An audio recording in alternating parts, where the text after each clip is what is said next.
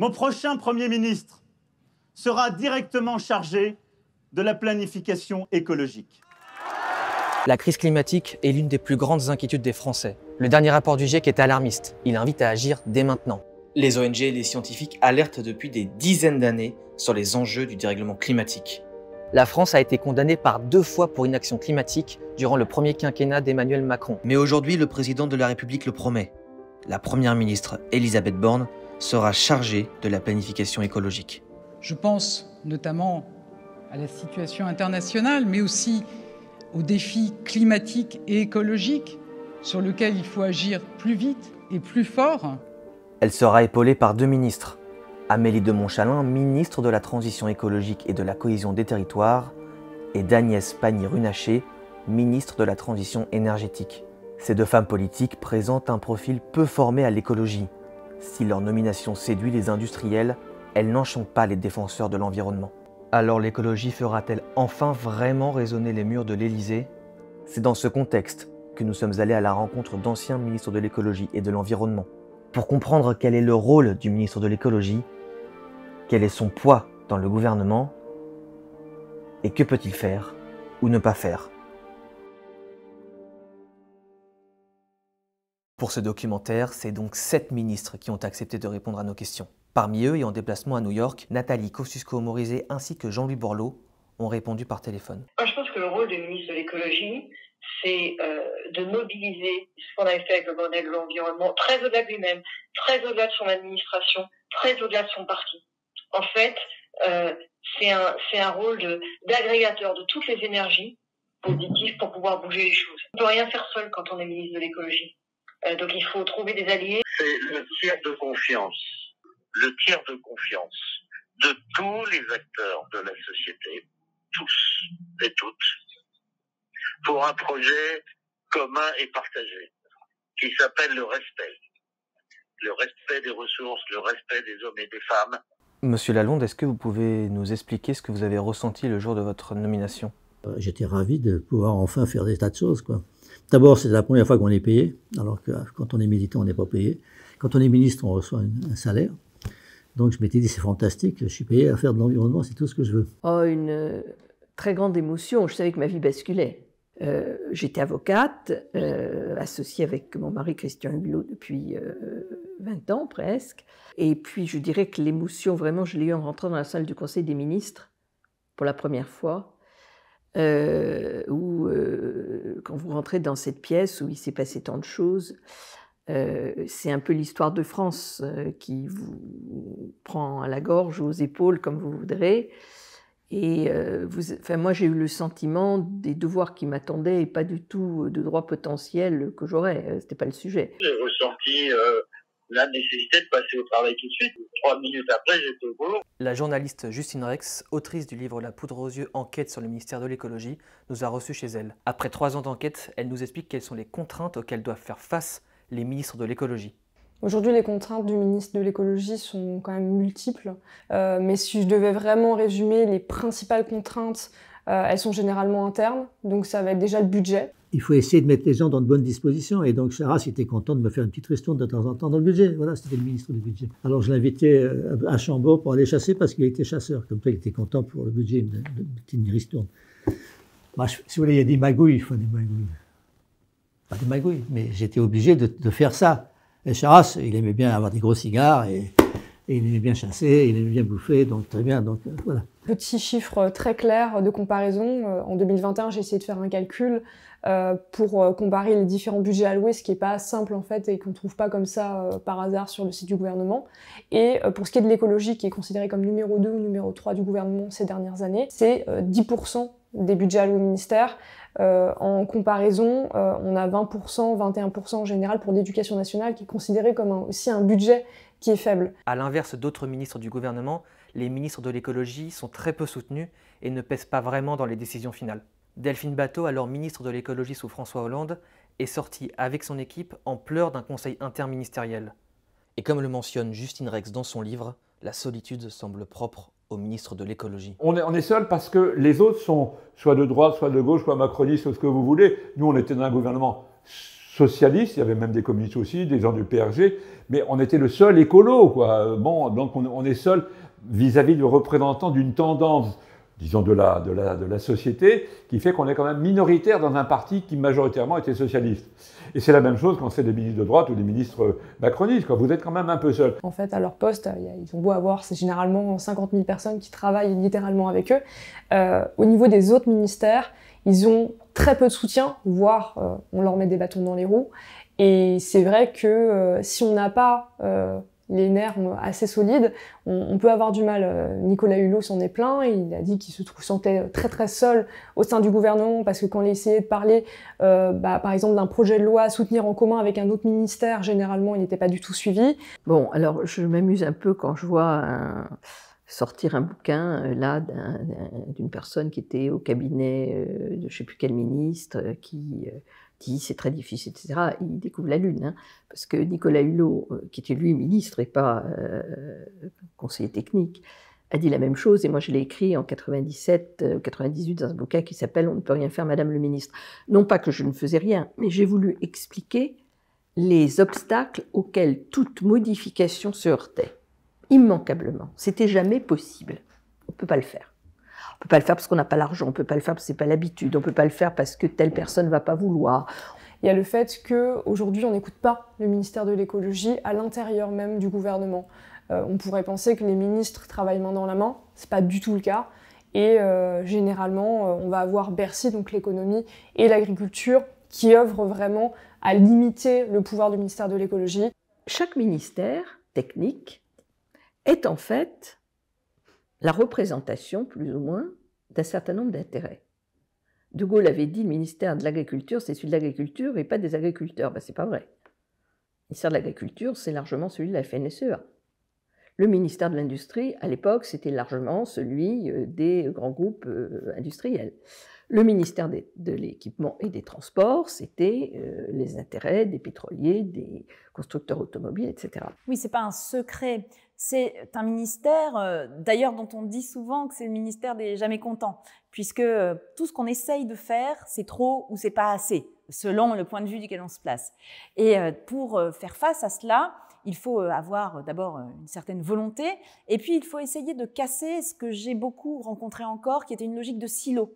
C'est-à-dire qu'on considérait que la transition écologique était de la responsabilité du ou de la ministre en charge, et les autres ministères, même si il y a eu des évolutions et on sent que ça a commencé à bouger, les autres ministères restaient quand même un peu concentrés sur leur sujet, sans prendre totalement la mesure de l'impact de leur sujet sur la transition écologique, justement. Barbara Pompili nous a reçus dans l'une des nombreuses salles du ministère de la Transition écologique la veille de son départ. Pour nous, elle se livre sur l'affaire des néonicotinoïdes, ces insecticides tueurs d'abeilles que le gouvernement Castex avait réintroduits par dérogation jusqu'en 2023 pour les cultivateurs de betteraves. Une mesure défendue par le ministre de l'Agriculture de l'époque, Julien de Normandie. Alors que son mandat touche à sa fin, Barbara Pompili nous livre son ressenti sur cette affaire. Paradoxalement, sur cette histoire des néonicotinoïdes, je ressens plutôt une grande fierté. Tout simplement parce que quand j'étais secrétaire d'État, puisque c'est un travail au long cours sur les néonicotinoïdes, j'ai réussi à faire voter l'interdiction de ces produits très dangereux pour l'environnement en 2016, avec effet en 2020. Mais la transition écologique, vous savez, ce n'est pas un long fleuve tranquille, ce n'est pas une ligne droite. Il faut garder la trajectoire, mais il peut y avoir des à-coups. On en a eu effectivement au début de mes responsabilités ministérielles, où il a fallu, sous peine de faire s'écrouler tout un pan de l'économie agricole, devoir redonner un petit délai. Mais pourquoi je suis très fière? Parce que, malgré tout, l'année prochaine, les néonicotinoïdes, ce sera fini. Et que d'ores et déjà, aujourd'hui, plus de 90% des utilisations de néonicotinoïdes sont terminées. Mais bon, l'écologie, c'est toujours l'endroit où, quand on a 9 sur 10, c'est pas une bonne note. Donc voilà, mais je resterai a posteriori celle qui a fait interdire les néonicotinoïdes dans ce pays, et c'est une fierté. Il est impossible de ne pas en parler. Les lobbies font partie des acteurs avec lesquels doivent composer les ministres de l'écologie. Mais parfois, le combat semble perdu d'avance et le ministre en poste est contraint de faire marche arrière. J'aurais voulu aller plus loin sur certains sujets. J'ai senti le poids des résistances d'autres ministères, j'ai senti le poids de certains intérêts privés, Mais le rôle d'un ministre, c'est de résister à ça. En histoire un petit peu marquante du monde des lobbies, il y a Ségolène Royal, qui était du coup ministre de l'écologie sous François Hollande, qui en fait critique en direct sur Quotidien l'huile de palme, et c'est-à-dire le Nutella, en disant qu'il faut arrêter de manger du Nutella à cause de l'huile de palme et du coup de la déforestation qui est liée à ce produit. Ce qui n'est pas particulièrement choquant quand même de la part d'un ministre de l'écologie de critiquer l'huile de palme, sauf que n'oublions pas que derrière l'huile de palme, il y a Total. Et très rapidement, du coup, Ferrero, qui du coup est une industrie italienne, monte tout de suite dans les tours sur les réseaux sociaux notamment, et critique Ségolène Royal. Ça en vient même jusqu'au ministre italien qui critique Ségolène Royal. Et puis finalement, Ségolène Royal rétropédale et sur les réseaux sociaux, notamment Twitter, s'excuse en disant « oui au progrès, c'était principalement une blague ». On a du mal en fait à mener des politiques à la hauteur de ce qu'il faudrait parce qu'il y a un peu de paresse et parce qu'il y a l'idée que c'est trop dur et que ça demande ça demande des vraies ruptures. Sur certains arbitrages difficiles ou dans certaines batailles où on sent bien qu'il y a un certain nombre d'intérêts qui essayent d'empêcher les choses d'avancer. On a des petites victoires, mais des grosses victoires sur vraiment la vraie écologie, on ne peut pas dire qu'on en a eu. Même moi, hein, je ne suis pas du tout fier de ce que j'ai fait. À l'écologie, en fait, on dérange à la fois des intérêts et des habitudes. Ce qui n'est pas exactement la même chose, mais les deux sont également problématiques. On dérange des intérêts, donc on se heurte à des lobbies de toutes sortes. Et les politiques écologiques, elles utilisent, et puis moi j'ai beaucoup développé ça, des outils, des biais un peu différents des politiques publiques traditionnelles. Et donc c'est aussi une nouvelle façon de faire, même pour les gens qui dans le fond seraient pour et qui ne sont pas heurtés dans leur intérêt, c'est de toute façon une nouvelle façon de faire et une nouvelle façon de voir les choses. C'est très transformationnel comme politique. La question du nucléaire déchire les écologistes. S'y opposer n'a pas toujours été sans risque, au contraire. En 2001, Yves Cochet est ministre de l'écologie sous Jacques Chirac pour le gouvernement Jospin. Il s'oppose au dépassement du seuil autorisé de rejet des radionucléides, ces atomes d'éléments radioactifs rejetés par les installations nucléaires. Alors, le lobby du nucléaire, c'est pas compliqué, ça a été présent dès le premier jour de ma nomination, là, en juillet 2001. Et donc, très rapidement, j'ai dit à Jospin, écoute, non, si tu veux, tu me nommes pas, hein, mais je ne baisserai pas les seuils de rejet des radionucléides à La Hague. Bon, finalement, le lendemain, il m'a dit, bon, bah écoute, on verra ça plus tard. Et puis, on a vu ça plus tard, hein, mais on ne l'a pas vu du tout au moment où j'étais ministre. C'est plus tard, au moment où c'est Madame Bachelot qui m'a succédé, on peut dire, au moment où la droite est revenue au pouvoir en avril 2002. Et la Bachelot, elle a dit, pas de problème, on va en rejeter un peu plus que prévu. Corinne Lepage a quant à elle également été confrontée au lobby du nucléaire et selon elle, certains ont même tenté de l'évincer. Le lobby nucléaire, quand j'ai été nommée, l'a très mal pris. Très mal pris parce que j'avais mené quasiment tout le contentieux antinucléaire en France. Quand il y a eu le départ des Jupettes, je pense qu'ils ont fait tout ce qu'ils pouvaient pour que je dégage avec elles. Ça n'a pas marché. Donc je suis restée. Bon, ceci étant, ministre, j'ai fait mon travail de ministre. Je n'avais pas à avoir des états d'âme. Donc ça a été la guerre. Ensuite, pendant 1 an et demi, j'ai tenu bon, j'ai obtenu des petites avancées. Par exemple, j'ai obtenu les premières commissions indépendantes, entre guillemets, sur des sujets nucléaires, c'est-à-dire où j'arrivais à faire nommer des gens qui n'étaient pas pro-nucléaires. Corinne Lepage explique l'affaire de l'ancien réacteur Superphénix, alors situé dans la centrale nucléaire de Cresmatville. En 1995, elle s'oppose directement au ministre de l'Industrie Franck Borotra et elle refuse de signer le décret d'autorisation de redémarrage du réacteur. Michel Barnier avait obtenu d'Édouard Balladur, à juste titre, qu'il y ait des règles de sécurité supplémentaires dans le décret, de telle sorte que Cresmatville ne fonctionnait que si toutes les règles de sécurité étaient en vigueur et non pas seulement si le réseau en avait besoin. Donc la priorité était donnée à la sécurité et non pas au réseau. Or, dans l'enquête publique qui avait été faite, ces garanties n'existaient pas. Donc le projet soumis à enquête et le projet approuvé n'étaient pas exactement le même. Et c'est pour ça que le Conseil d'État a annulé le décret. Donc si on redémarrait, on devait le faire sur la base de l'enquête publique et donc avec moins de sécurité pour les Français. Et je n'étais pas d'accord. Quand j'arrive au bureau à 5 heures, j'avais rendez-vous avec Kofi Annan, j'ai la photo encore là-bas. Je rentre à mon bureau à 4 heures, je trouve tout mon cabinet rassemblé en disant « Madame, le ministre, on fait les valises. » Je dis « Pourquoi ?» Il dit « Parce que le Premier ministre a téléphoné, il veut que vous signiez pour ce soir, le décret de redémarrage de Christmas. Je dis, il n'en est absolument pas question. Et donc, je ne le signerai pas.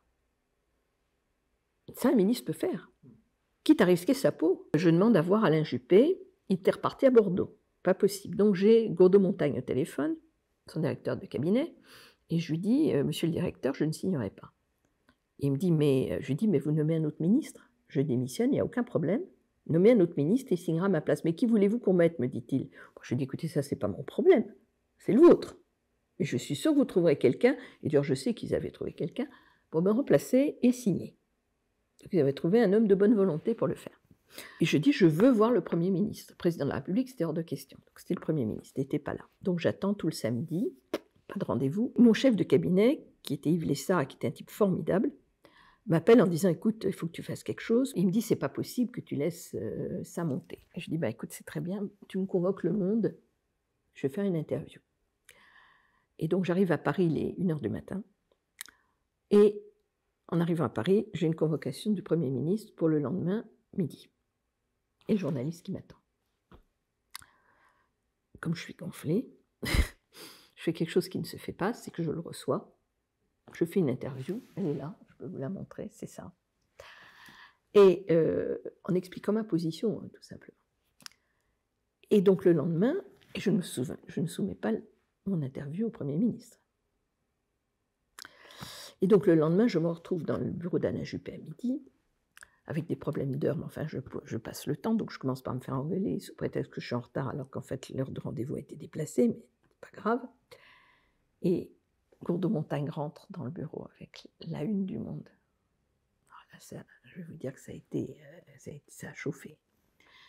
Alain Juppé avait raison, il était en colère, il avait raison. Ce que j'avais fait n'était pas correct, c'est vrai.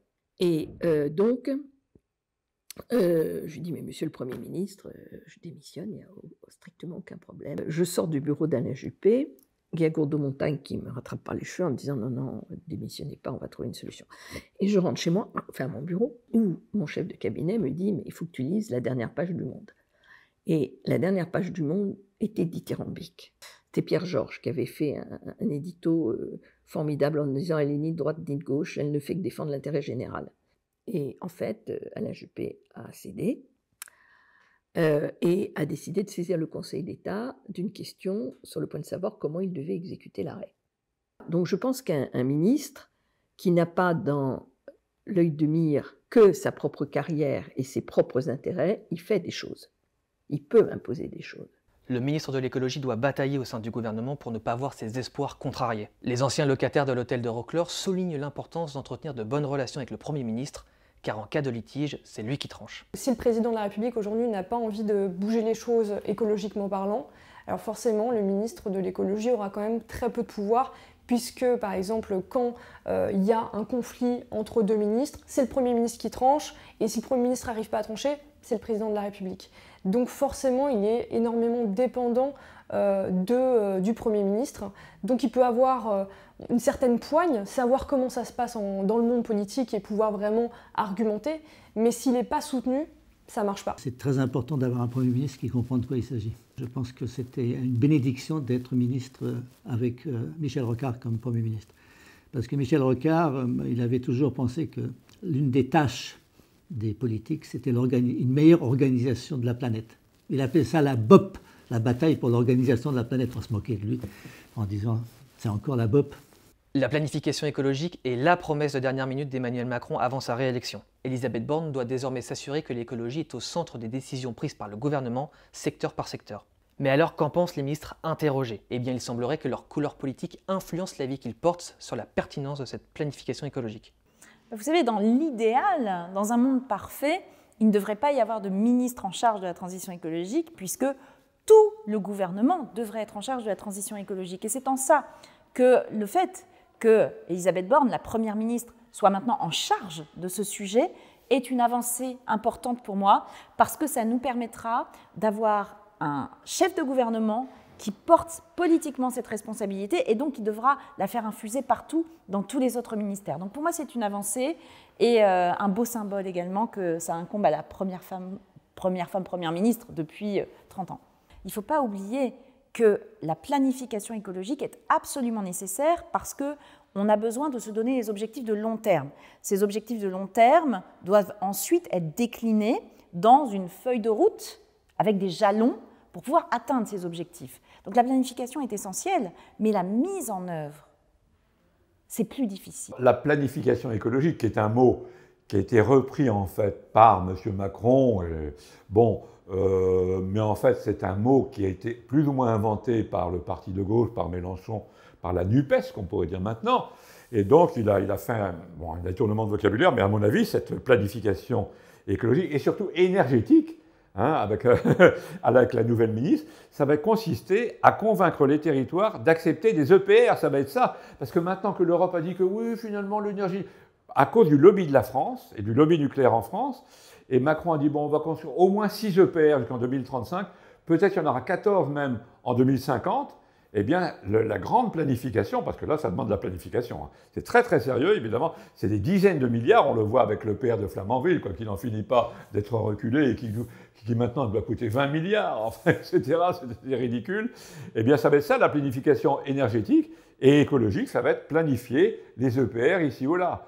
Bon, mais je ne crois pas que ça soit... Alors, il faut de la planification écologique, puisque c'est le long terme, l'écologie. C'est 2030, 2050, 2100. Mais si on s'occupe que du nucléaire, ça sera un échec. Et on peut parler de greenwashing, notamment les deux autres ministres, Mme Monchalin et Mme Pannier, ne sont pas des écolos, ce sont des technocrates aussi, qui, on va dire, ils travaillent beaucoup, connaissent bien les dossiers. Oui, mais elles n'ont pas la fibre. Elles n'ont pas la fibre, et c'est plutôt l'écologie industrielle pour l'une, et l'autre, c'est l'écologie des territoires, sans doute. Elle va discuter avec les élus locaux pour imposer des trucs, des lignes à grande vitesse, des usines d'incinération ou des centrales nucléaires. Le problème, c'est qu'au-delà des institutions, c'est terriblement les personnes. Ça dépend de ce qu'ils en font. Ça dépend de ce qu'ils veulent en faire. Donc on va voir. Depuis sa création en 1971 sous Georges Pompidou, le ministère de la Transition écologique, surnommé le ministère de l'impossible par Robert Poujade, n'a jamais vraiment été pris au sérieux.